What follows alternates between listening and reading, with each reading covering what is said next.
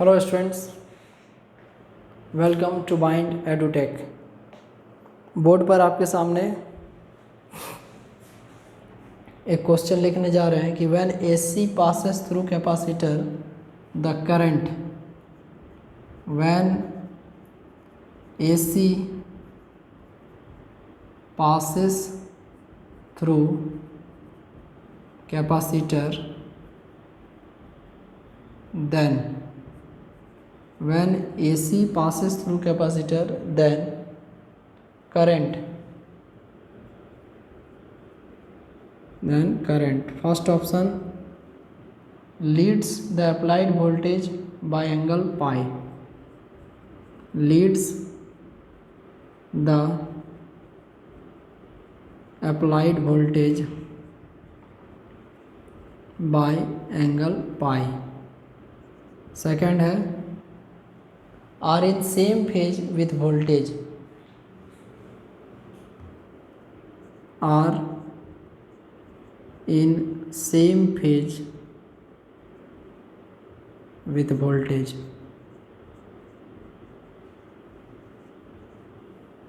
तीसरा leads the applied voltage by phase angle pi by 2, leads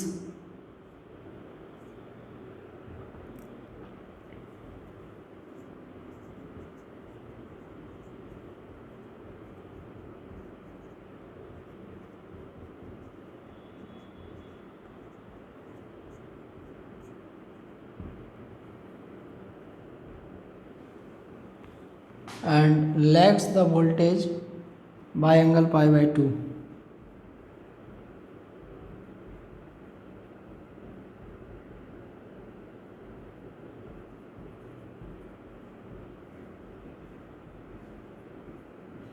देखिए, current किसी capacitive circuit के case में आगे चलता है और जो वोल्टेज होता है वो पीछे चलता है। लास्ट क्लास में जब हम लोगों ने इस विषय पर डिस्कशन किया था through out the help of phasor diagram, ये जस्ट उसका रिवर्स होगा। फेजर डायग्राम लेट दिस, ये कोई कैपेसिटिव सर्किट का फेजर डायग्राम है। इसमें हम लोग जो अपवर्ड डायरेक्शन में जो लाइन है ये आपको रिप्रेजेंट करता है आई को, आई आर एम एस, और ये रिप्रेजेंट करता है ई को, E for E M F. तो देन इस तरह के जो प्रश्न है इस कैपेसिटिव सर्किट में करंट वोल्टेज को लीड करता है बाय एंगल पाई बाय 2। तो ये क्वेश्चन में फर्स्ट ऑप्शन है कि leads the applied voltage by pi, pi means 180 degree. Second में है आर इन सेम फेज, ये रेसिस्टर के केस में होता है। ईएमएफ और जो वोल्टेज है और जो करंट है, ईएमएफ बोलिए या वोल्टेज बोलिए, और जो करंट है वी और आई दोनों सेम फेज में रहता है। कब? न जब एक रेसिस्टर का कंडीशन आता है। थर्ड वन है कि leads the applied voltage by pi by 2। देखिए, ये लीड्स मतलब आगे जाएगा और जो लैग करना होता है उसका मतलब होता है पीछे जाना। तो इस क्वेश्चन का आंसर होगा option number C.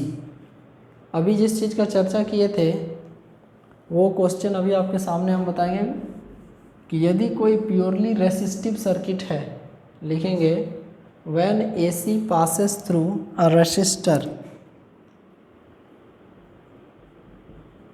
When AC passes through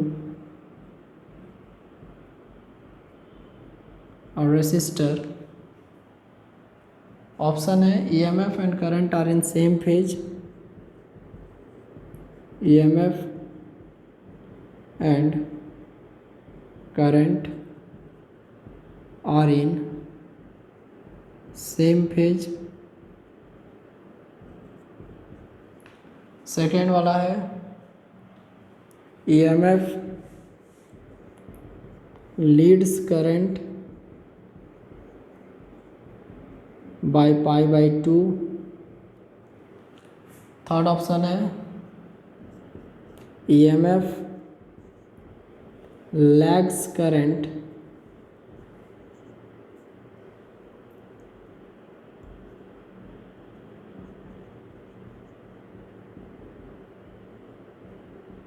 by pi by 2, and the fourth one EMF leads current by angle pi।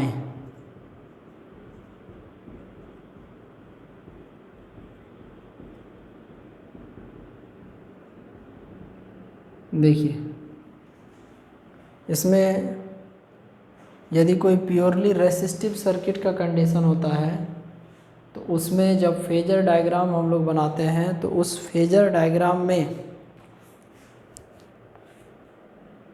जो करंट और वोल्टेज है वो दोनों सेम फेज में लाई करता है। फेज डिफरेंस 0 डिग्री का होता है। इस क्वेश्चन का सही आंसर ऑप्शन नंबर ए होगा। EMF and current are in same phase. Next question है कि the alternating current from a source is represented as the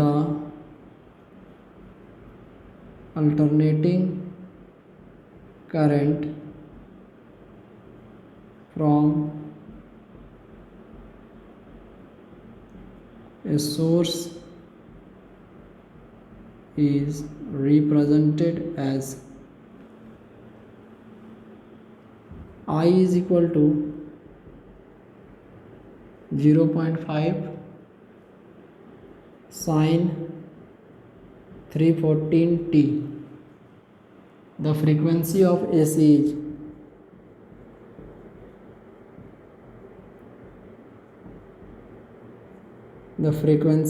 AC is first option 314 Hz,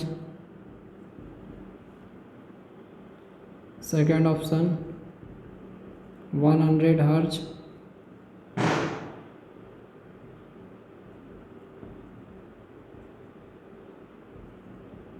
third option 50 Hz, and fourth option is 0। देखिए इसको बनाने के लिए आपको first of all इस equation को इक्वेट करना होगा।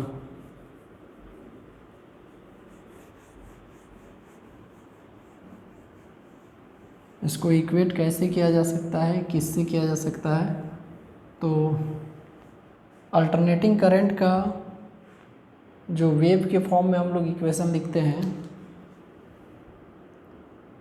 I is equal to I naught sine omega t, और I इज इक्वल टू यहाँ पर है 0.5 साइन 314t। इन दोनों को यदि कंपेयर किया जाएगा, इन दोनों इक्वेशन को यदि कंपेयर किया जाएगा तो यहाँ से मैक्सिमम करंट का वैल्यू 0.5 एम्पियर आएगा, आई नॉट, जो कि आपको मैक्सिमम करंट का वैल्यू को बता रहा है।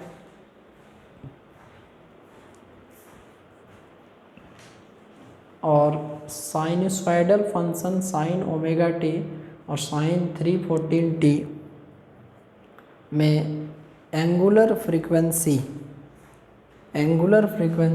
जो ओमेगा है, ओमेगा टी जो है, उसको यदि हम लोग, एंगुलर फ्रीक्वेंसी वैसे ओमेगा है, तो उसको यदि हम लोग इक्वेट करें, यदि हम लोग उसको इक्वेट करें तो देन क्या हो सकता है? तो देखिए इसको इक्वेट करने पे मान लीजिए यदि ओमेगा टी को कम्प्लीटली इक्वेट करें तो 314t, टी से टी कैंसिल हो जाएगा तो ओमेगा इज इक्वल टू 314, और जो ओमेगा होता है दैट इज और 2 पाई न्यू। एंड यहाँ से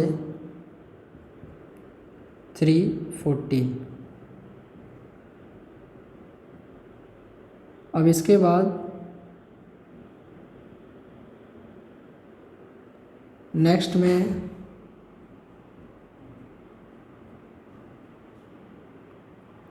जो 314 है 2 पाई न्यू 3.14 इंटू 100 ऐसे लिख सकते हैं इसको।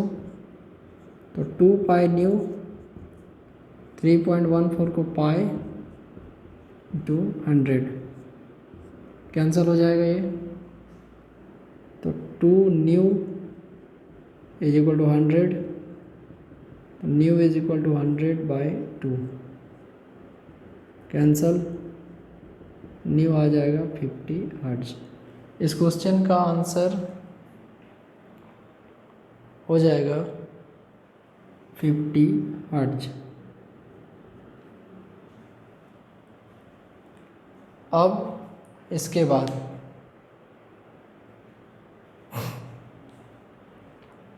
ये हम लोगों ने लीनियर फ्रीक्वेंसी कैलकुलेट किया। नेक्स्ट जो क्वेश्चन है Q factor at resonance is given by Q factor at resonance is given by first option 1/R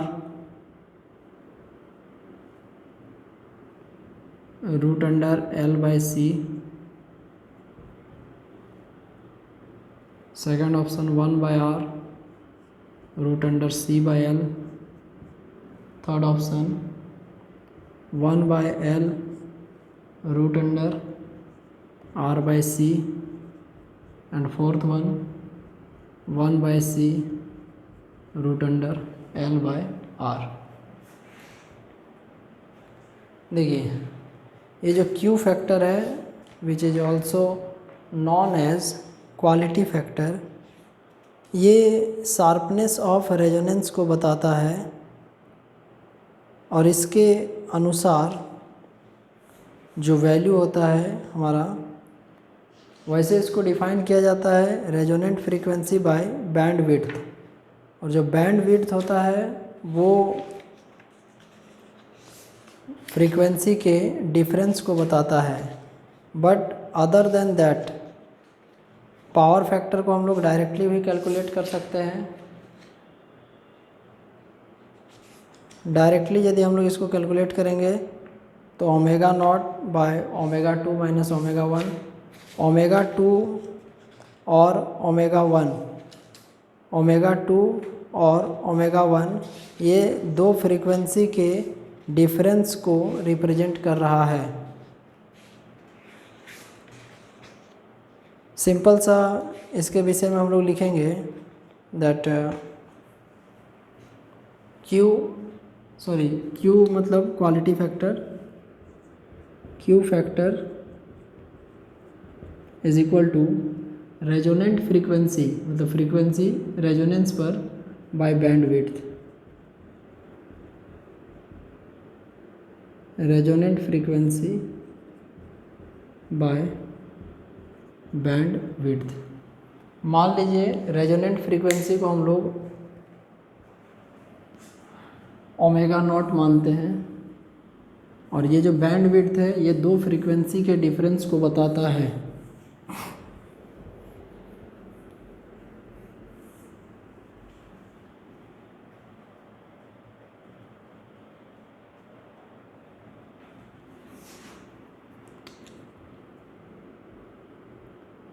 omega naught is equal to omega 2 minus omega 1। अब इसको हम लोग ओमेगा नॉट L/R लिख सकते हैं और ओमेगा का जो वैल्यू होता है उसके अनुसार 1/R रूट अंडर L/C। इसका डेरिवेशन थियोरेटिकल पोर्शन में आपको किया गया है। नेक्स्ट में power factor of an AC circuit is given by cos phi. देखिए किसी एसी सर्किट में जो पावर फैक्टर होता है, क्वेश्चन है power factor of an AC circuit is, power factor of an AC circuit is cos phi बराबर क्या। First option है R by Z, second option है Z by R, third option है R by XL and fourth option है R by XC। यहाँ पे जितने भी टर्म यूज हुए हैं, यहाँ पर जितने भी टर्म यूज हुए हैं, इसमें से हम लोग सबका मीनिंग पहले जानते हैं। इसमें जो R है वो रेसिस्टेंस को बताता है, Z जो है वो इम्पीडेंस को बताता है। Impedance is the effective resistance by the resistor, inductor and capacitor. XL inductive reactance को बताता है और XC ये आपको कैपेसिटिव रिएक्टेंस को बताता है। अब इसके बाद पावर फैक्टर के लिए हम लोग फार्मूला होता है जो पावर का, उसमें हम लोग पुट करते हैं P बराबर EV/IV cos phi.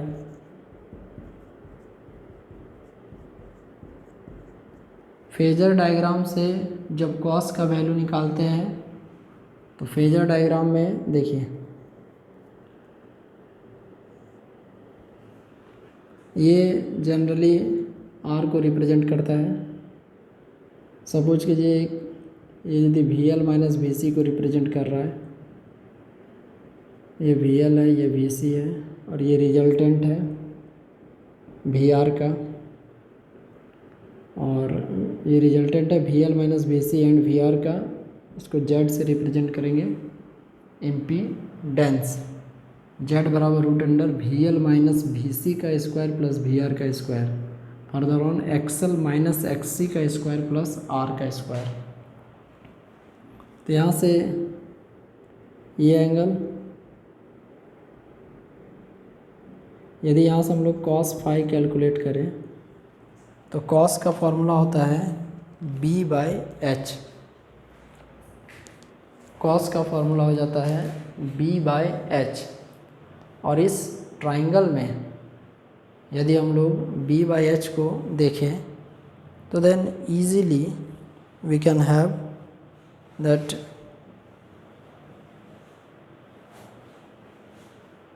cos phi is equal to, ये जो VR वाला पोर्शन है इसको हम लोग मान लेंगे R, और इस पोर्शन का H के रूप में यहाँ पर हो जाएगा Z।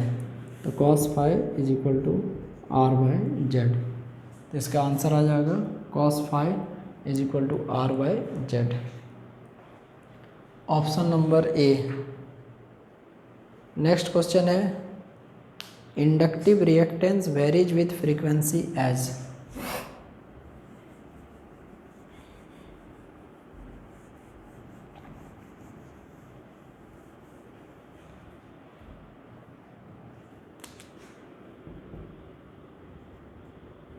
Inductive reactance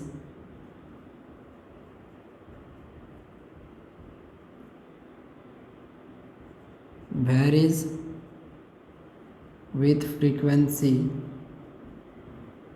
as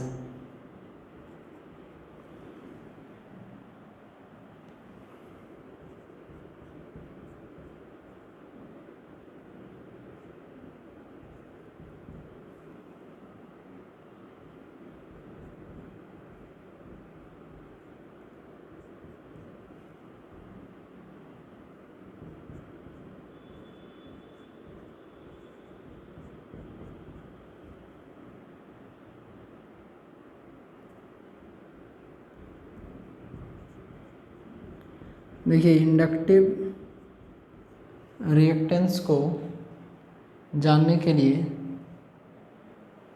first of all आपको ये जानना पड़ेगा कि इंडक्टिव रिएक्टेंस का फॉर्मूला क्या होता है। तो इंडक्टिव रिएक्टेंस के लिए लिखते हैं XL is equal to omega L. XL is equal to omega L. अब यहाँ पर जैसे ओमेगा एल है, ओमेगा जो है वो क्या बताता है, ओमेगा बताता है एंगुलर फ्रीक्वेंसी को, and which is equals to omega is equals to 2 pi nu, XL is equal to 2 pi nu L. तो इसमें यदि 2 पाई और एल को कांस्टेंट मान लिया जाए तो हम लोग कह सकते हैं कि ओमेगा इज इक्वल टू जो 2 पाई न्यू है, तो इसमें 2 पाई और एल को कांस्टेंट मान लें तो XL is directly proportional to nu. Option number A, XL is directly proportional to nu. Energy dissipated in LCR circuit is, energy dissipation का जो फॉर्मूला होता है वो किसके कारण होता है। क्वेश्चन है energy dissipated in LCR circuit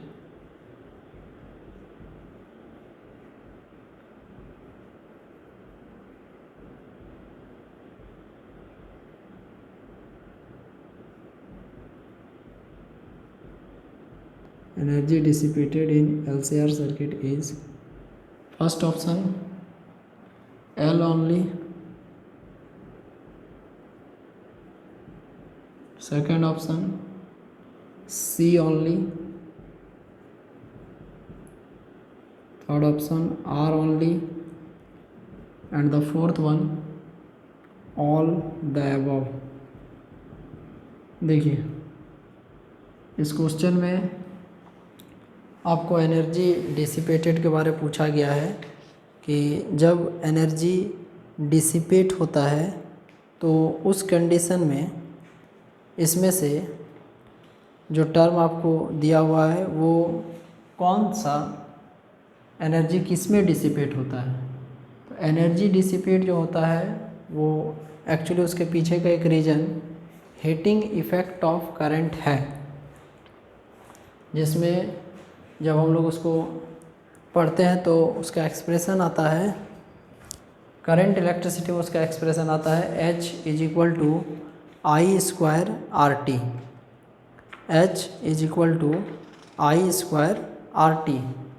and वहाँ पर सिर्फ और सिर्फ एक टर्म आता है और वो है R। बाकी यदि हम लोग किसी LCR सर्किट के बात करें तो LCR सर्किट जब मैक्सिमम करंट को कंडक्ट करता है अपने अंदर से तो वो रेजोनेंस का कंडीशन होता है, और उस परिस्थिति में जो ओमेगा एल है और जो ओमेगा सी है वो एक दूसरे के बराबर। LCR सर्किट में मैक्सिमम करंट कंडक्ट करने का जो कंडीशन होता है वो रेजोनेंस कंडीशन में होता है, और उस समय पावर जो डिसिपेट होता है वो सिर्फ और सिर्फ due to R only. Next question है इसके बाद,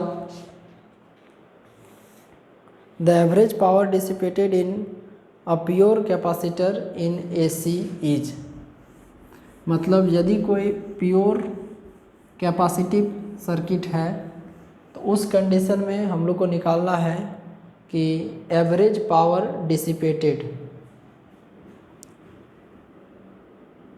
average power dissipated, average power dissipated in a pure capacitor in AC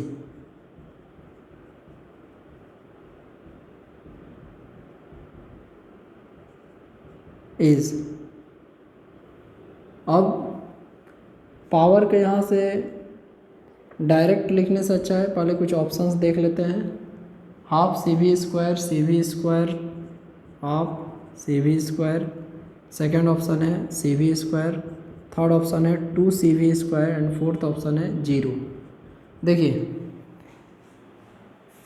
power का फॉर्मूला हो जाता है P बराबर EV/IV cos फाई, जहाँ पर जो cos फाई है वो हम लोग को बताता है about the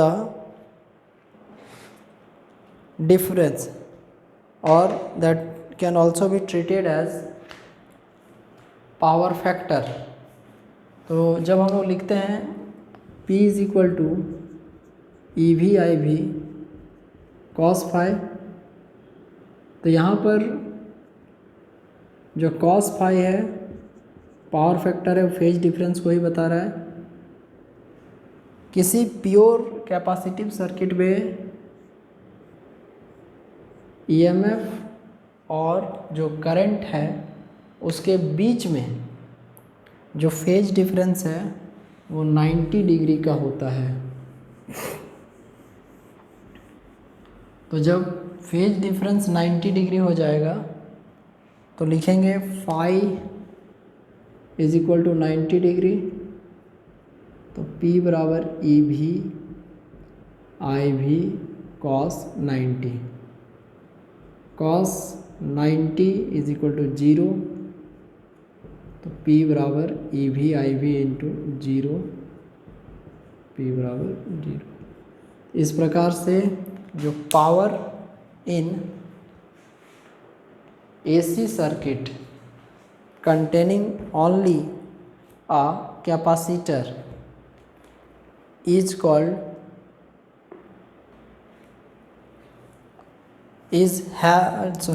have the value 0। किसी प्योर कैपेसिटिव सर्किट में जो एवरेज पावर डिसिपेटेड है उसका वैल्यू 0 होता है। इंडक्टिव सर्किट लगा लेते तो वहाँ पर भी 0 होता, क्योंकि उस कंडीशन में भी फेज डिफरेंस π/2 90 डिग्री आता। ओके स्टूडेंट्स, देन अभी का क्लास यहीं तक रहेगा, नेक्स्ट क्लास में इसके आगे देखेंगे। थ्योरेटिकल पोर्शन पर आप लोग ज़रा ध्यान दें, क्योंकि बीच में बहुत सारे ऐसे टर्म आते हैं जहाँ पर हम लोग को डायरेक्ट जो थ्योरी है उसका यूज करना पड़ता है।